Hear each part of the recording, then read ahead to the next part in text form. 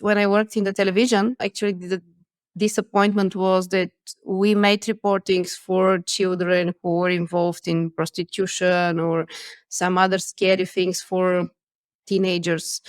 And I realized that the television wouldn't do anything. People are seeing it, they feel sorry about these cases, but they are distant. It's not there. It cannot help. Hey, you're listening to Innovators Can Laugh, the fun startup podcast. I'm your host, Eric Melcher. On ICL, we interview an innovative entrepreneur in the European tech startup scene every week. My goal is to have my guests share their wisdom while having a little fun in the process. Now let's dive in. Blagovesta Pugyova. Wow, great Bulgarian. I'm trying. You too. Yeah, no, I'm trying. So I always like to get started from the beginning and ask my guests, where did you grow up and how has that shaped your view of the world? Oh, it's like the stars say thank you for this question. It's one of my favorites because I actually grew in a small town outside of the capital. So it was really almost village life. My parents had a farm. We had cows. All the summer I was somewhere around with them, and it was really fun. They're very good companions. You have time to read, you have time to think, to analyze the clouds, the clouds that were modern in other times than today. So very, very interesting childhood with very good parents and entrepreneurial parents, although in a very small scale, but really showing you how it's not that dangerous to try something new. Yeah. How were they entrepreneurial? Were they just selling some of the goods at the markets or how were they entrepreneurial in other ways? They were entrepreneurial in the nice sense that they tried different things. They had this thing with the farm, then they sold the farm. They started having a store for some kind of groceries, food or forage, different things. So they changed things, but they all were successful and they changed to another thing. But this was brave. And as my mother said, for her initiative, I didn't like my job. So I tried to start something and open this store just to make the money I made in this job. And then she said in the first month I made double the money in the job. So it turned out that I don't have the strange boss, but I also have better revenue. So as a kid, what responsibilities did you have? Did they give you any on the farm or any chores or anything? Yes, but not the typical of a city child to clean her room or wash the dishes. It was more like you would stay on the farm for 1 week and you get 1 point for every day spent on the farm. And at the end of the summer, you can buy a bike with these points or like buy a computer, buy whatever you choose. And it was always the case with my brother who had less points than me. And I was giving him a loan on points so we can buy a computer together. Yeah. That's cool. It was cool, yeah. Yeah, that's cool. They gamified your experience and your responsibilities. Very cool. I need to do that with my son. He's 5 now, but I think he's at the age where I could start doing some of this stuff, help out around the house. Yeah. I don't have a farm to send him to, but maybe in the future I'll meet somebody who has a farm and I can do that. It's a good idea for startup, like for helping children develop this responsibility. It's a startup I've never seen yet. So. That is a good idea. Okay, now as a kid, who did you want to be when you grew up? Did you have an idea of mind of something that you wanted to do as an adult? I wanted to be an astronaut, but then I realized that when we had to travel somewhere long or away, I didn't feel very well in the car. So I guess in the space would be even worse. So this made me give up the dream, but I really liked it. I climbed on top of the house on the roof without my parents knowing and analyzed the stars and really, really liked it. I went a little bit further than the pure dream, but didn't reach any like practice training or something that is really practical, except the proof. Yeah. Well, cool. Well, you got closer than I did. In fact, I'm from Houston, where NASA is based, and Uh, I never went to NASA until my mother-in-law and father-in-law came to visit us, and they wanted to see NASA, and that was the very first time I went, and it was a good experience. I wish I went when I was a kid. Yeah, it sounds exciting. If you're accepting guests, let me know.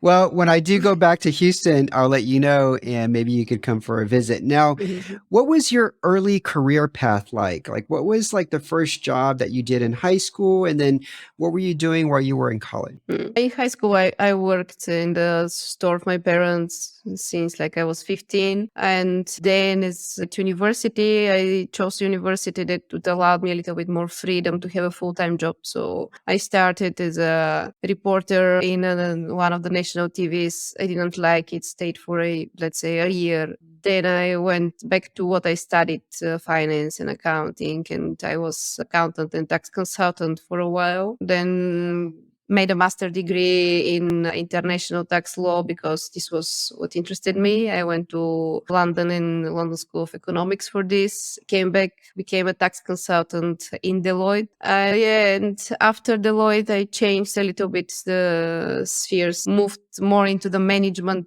positions than into the pure professional sphere of consultant and tax consultant. And somewhere there, I always joke, I'm joking that I work different things, but now that like 15 years after starting my career, I realized that like every knowledge and every moment from there helped me to do better things now. And when like a colleague of ours said, "Oh, I've lost 3 months working on this like technology that no other else in the world is using," like, why is that? It's lost time. No time is lost. You never know after 10 years whether you need it. So I have a lot of this. At the same time, you started a program or a foundation called Give a Book. And when did you start this? And what was the aha moment that you realized that, hey, there's volunteers that want to do this. There's the kids that like this, and I can develop some sort of program around this. But first, just kind of share briefly what it is and then tell us about your journey. Yeah, Give a Book in Bulgarian, Podarete Kniga, is, let's say, one of the most popular volunteering organizations in Bulgaria. We have like 100 volunteers every year who are long-term volunteers. So they join and they mentor a kid for a long time. The kids are living in social institutions and they're between 7 and 18 years old, which is the age that they rarely have the chances to be adopted. So they really need someone mentoring them and guiding them. And it doesn't sound like my background and what I studied, but it is more about the empathy that probably I have. As you went back to the family, somehow there are people who bring it more and they are watching and seeing more about other people's feelings. They're usually UX designers nowadays. But for me, this was the moment when I worked in the television. Actually, the disappointment was that we made reportings for children who were involved in prostitution or some other scary things for teenagers. And I realized that the television wouldn't do anything. People are seeing it, they feel sorry about these cases, but they are distant. It's not there. They cannot help. And I had this really naive idea, like, what's the difference between me and them? I've read books. They haven't read books. So I'll gather some books and bring them to them. It's like so easy. And we did this. We went to the children, brought the books. It was really innovative at that time because no one accepted other people 12 years ago just to go and visit orphanage in Bulgaria. They were really closed institutions. And somehow through the books, they accepted us to go there. We had to register a foundation at one moment later. But somewhere there in the third visit, for example, I had this like insightful moment that so we're trying to reach together with the kids and it's not the perfect. We're trying, the kids are going looking somewhere around.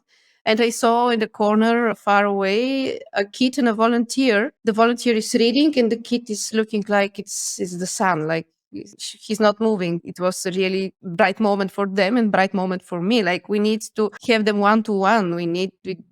They don't need groups visiting them like they had sometime. Yeah. They need one person to trust and one person to respect them. And this was really the innovative thing when I decided, okay, we'll bring people. We didn't change the name. We still are called Give a Book because it's good that they associate it with the books. We don't leave the books totally, but they're somewhere a second stage after everything else. When you said that you had that light bulb moment when you saw the volunteer and the child and you realize this is what the kids need. They need the attention, from adults, an adult taking the time out of their to create a connection. And even if it's just as simple as reading a book to a kid, but being there, being present. I can very relate to that. Years ago, I created a program for kids, and it was to curb childhood obesity. And in Houston, pretty much all over the States, actually, there's a big problem with childhood obesity. You have more kids playing video games. They're not quite active, and there's a lot of fast food, so there's a lot of kids who are overweight. And many kids just don't have parents who are active or try to get them engaged in sports. And so I thought, hey, why don't I create a program where kids, regardless of their gender, regardless of they're athletic or not, and regardless of their economic status. Why don't I create a program where each kid can wear fitness trackers, and as a team, they can see which classroom can generate more moves than the other classroom. So you had classrooms competing against each other, but being in the classroom and just leading the kids in some fun exercises and talking to them gave me more fulfillment than anything I've ever done in my life. And so for you, I want to know, is it the same feeling? I mean, you're very successful. You went to school in London. You came back. You worked at Deloitte. We're going to get into Childish, which is your company right now. But what was that feeling for you? And what do volunteers of this program really like about it as well? Can you just kind of talk more about that? Yes, you definitely have seen it, and it is really energizing. And there is always a question like, actually, volunteering is selfish in the good way. Thing. It really helps you as well. It gives you the feeling that you are doing something, even though sometimes it's not that successful at the moment. Like, we cannot have success with every kid. We probably have success with half of the kids, but we have success with 100% of the volunteers, because for them this is also engaging them and giving them something more meaningful in life. And I see that this side is also important. And for me, I'm like, in the first year, I was trying to communicate with every kid and oversee everything and help everyone and make sure that everything goes all right, until one moment when I was at the same time there was no one working in the foundation. I said we should be a good foundation. We wouldn't have staff. We would do everything as volunteers.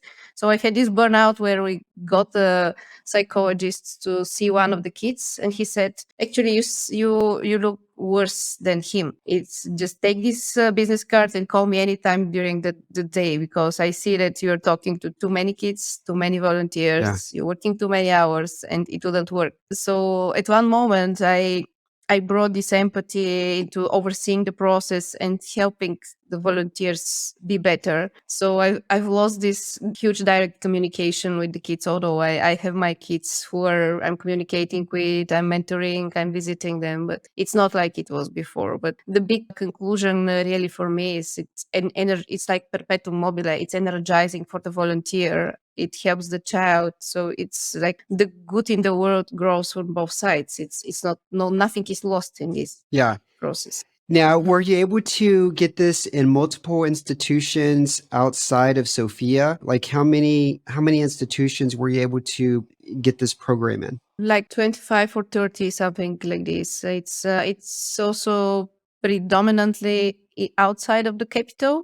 because if children in Sofia need some support, then children outside of Sofia need much more, because at least in Bulgaria, active people are more concentrated in Sofia, people who are looking for some kind of helping in this way. So we actually were mostly focused even outside of Sofia. Okay.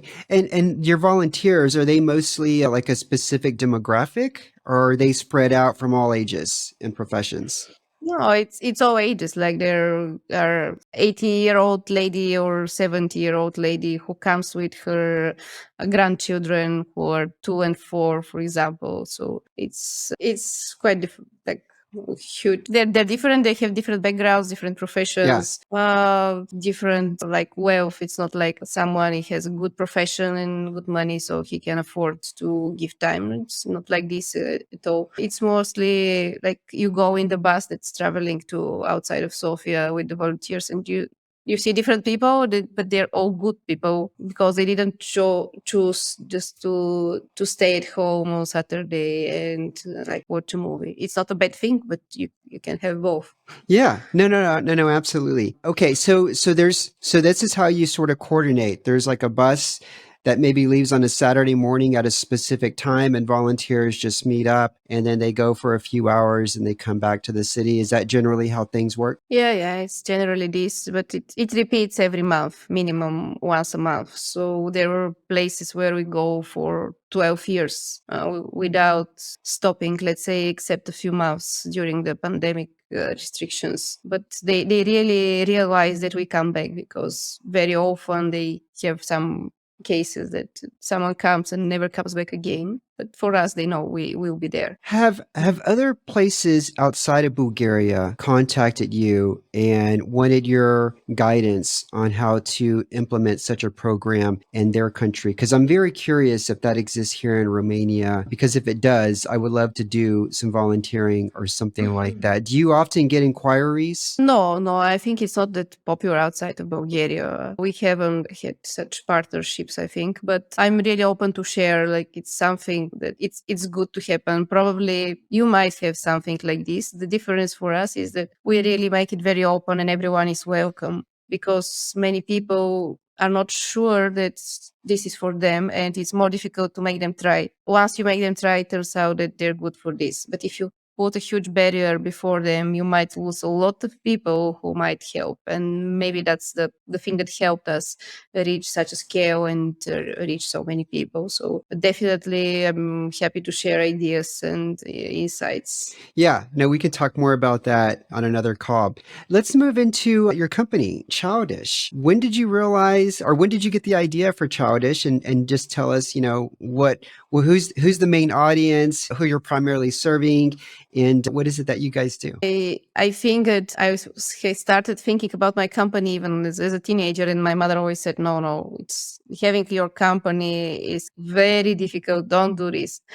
And now I realize it's really difficult because you have a lot less freedom. But let's say that it came to reality somewhere like 3-4 years ago, when I decided that I probably really have to try to invest my knowledge and my experience and my creative thinking into something that I am guiding, because I didn't agree how my boss, for example, guided the processes, and he's not obliged to listen to me, but maybe I should try and do it myself and see how difficult it is, because now I realize it was really like this. It is difficult, but yeah. So at that moment, I was looking for it somehow, to have something that is my own, and just the culture that I like, and the mood that I like, and values that I like. And sorry, this is the coffee machine. Can you edit it later? Or no? That's okay. Sometimes there's a lawnmower in the background that just starts as well, and I can't do anything about it. Yeah, it's good for everyone to hear. There's some coffee around. That's one of the benefits of working there, right? Good coffee machine.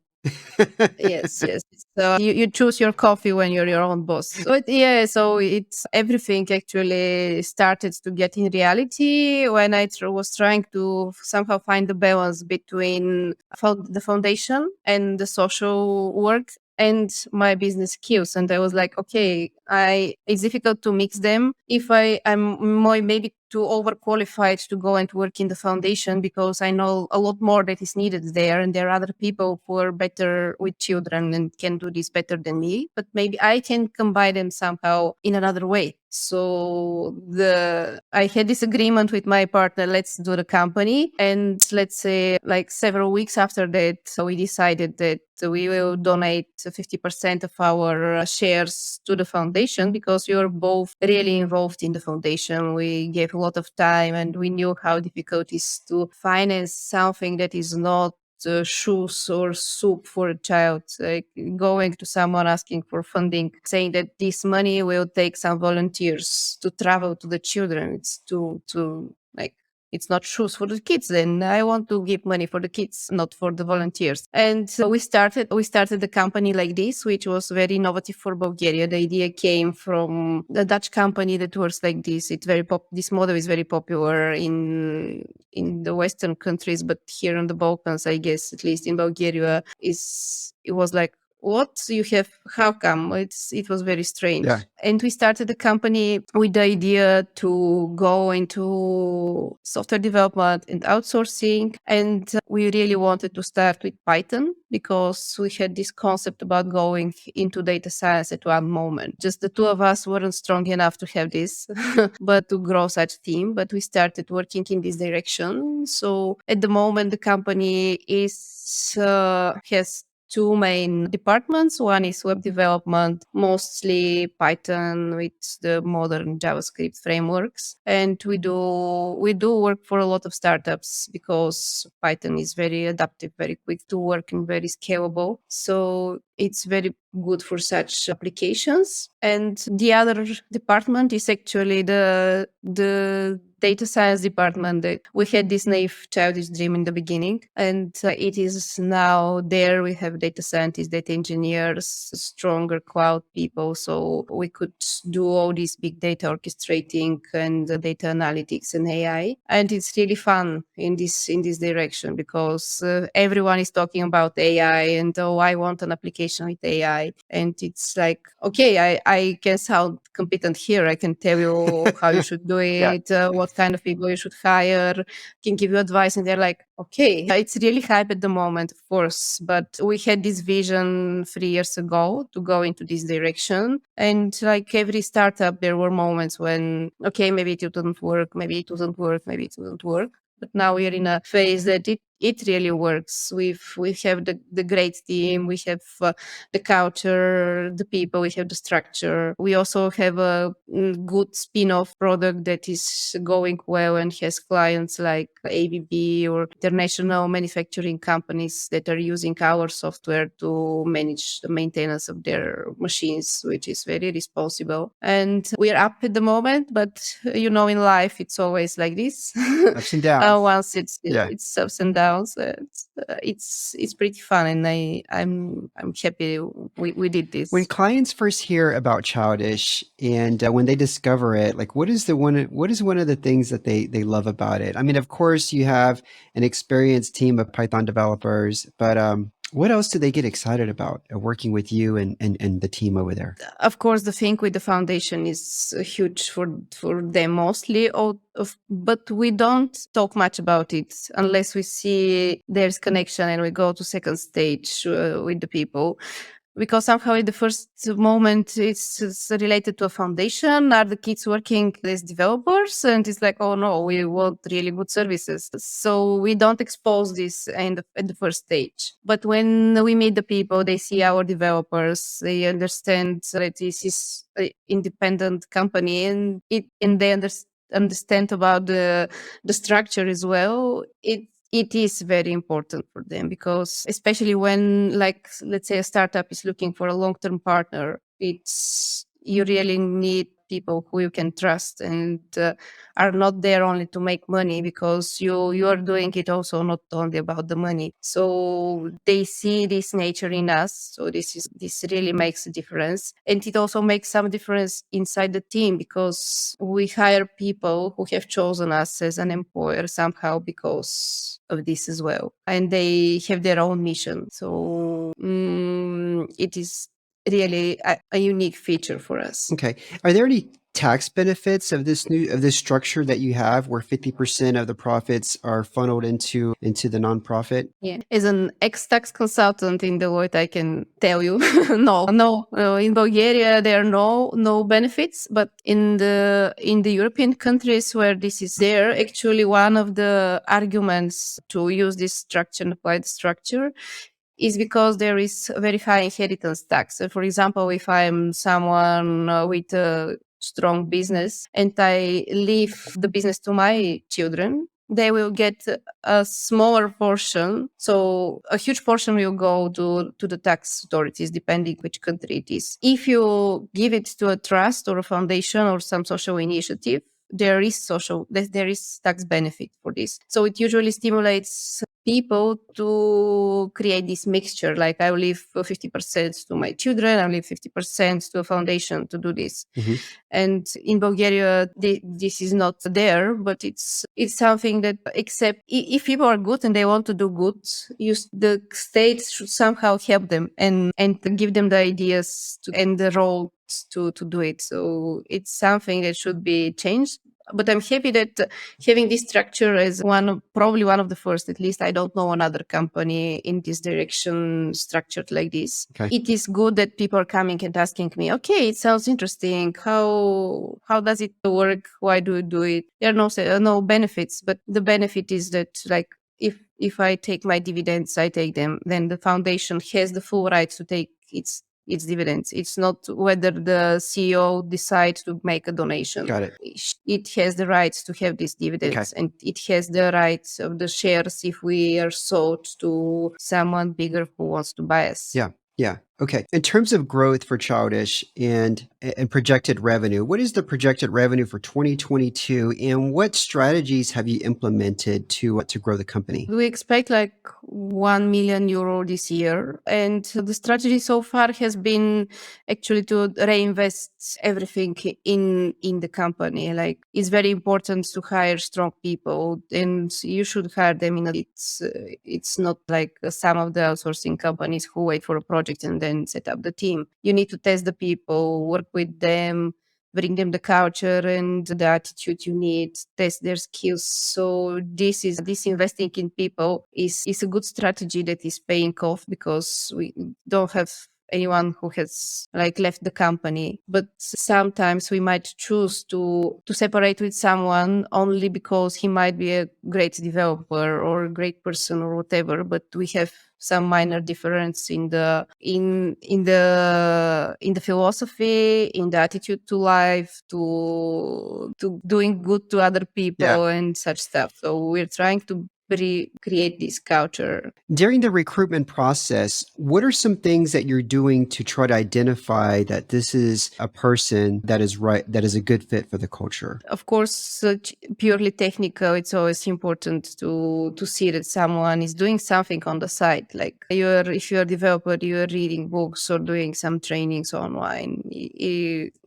Being closed only into the field of work is not the great thing, and people should be open-minded. And somehow, I don't know, it's a little bit related to feeling, but you need to feel this person that is honest and good, like you are. It's energy that you feel, and very often, if we make a recruitment with doubts about this pure and honest childish energy in the people, then it turns out that it brings other problems. Yeah. So we are looking to this childish attitude to life. Okay.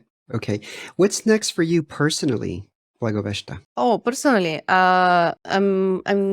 if we take out the company, and personally, I had this summer, I had this long trail in Bulgaria. It's called Komemine, which is 16 kilometers from one end to another, and going to the seaside walking. So it just finished like 2 weeks ago, but it is being out of all the work and everything for 2-3 weeks. Is 3 weeks actually, almost. It's like you've cleaned your mind. Like, I don't know, I don't have a comparison because this happens for the first time for me, but I'm ready for many new things in life with this free mind that I have now. And I don't know when I need more time for this, but it's a good advice for everyone who, like me, didn't allow this time for him or her to really just switch off for a while and leave all this luggage that we carry in our heads for a while. Okay. Okay. What is a book or article?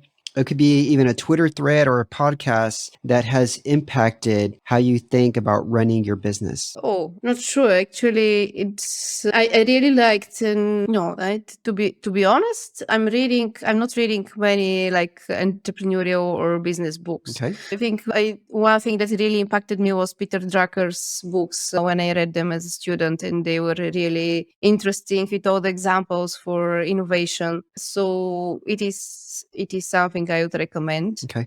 But to be honest, at the moment, I'm reading most fiction literature. It's something that makes me like just again clean this luggage that we're bringing in our heads. So I really prefer to find times about fiction than just read about business. Okay. And it gives also some lessons, but in another sense. Okay. All right. Now for just a few fun questions. The first question is, does corn belong on pizza? No. Okay. No. Okay. And for those that are not watching the video, you got to check out Blagovesta's reaction on this question here. Okay. No, I had to realize it, but I'm purely Italian Yes. Okay. style. So no corn, Yeah. no potatoes in the pizza, and no such stuff. All right. Yeah. Same here. Same here. What is a favorite TV show that you can watch again and again? I don't have a TV for many, many years. Okay.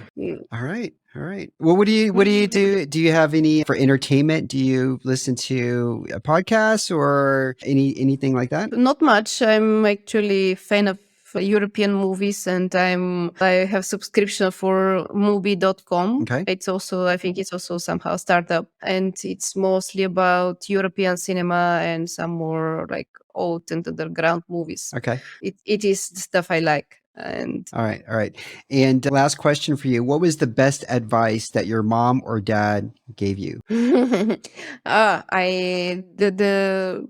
is advice. Giving it as a sentence is never like doesn't work. This is what I preach about communicating with children. You should give it by example. So the advice was actually staying next to my mother, which was like very active and the driver of the family business. So it was really a good lesson to stay next to her for many years and see how she does everything and how she treats her work. And actually, the one example was that once she had a huge delivery of wheat for the store. It was like 10 tons in front of the store. And at this moment, they had like 2 hours to get it into bags and get it into the store.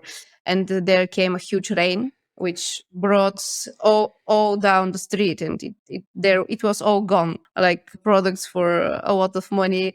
And all the people around said, "Oh my God, how do you feel? What are you doing now?" I'm calling, what can I do? It's gone. I'm calling the next delivery guy to arrange the next delivery. What can I do? It goes on. So this is the style that I have adopted from her. And if something bad happens, you just go for the next project and the next delivery, and you should keep the words rolling. Yeah, no, absolutely. Keep that same enthusiasm after you've been knocked down. Blagovesta, this has been a wonderful experience. Thank you so much for coming on the show. For everybody listening, I will include links to Childish and Give a Book in the show notes. Hey, I don't know how to say goodbye in Bulgarian, but I don't want to say goodbye because I hope to continuously get to know you better and chat more about Give a Book some other time, Blagovesta. Yeah.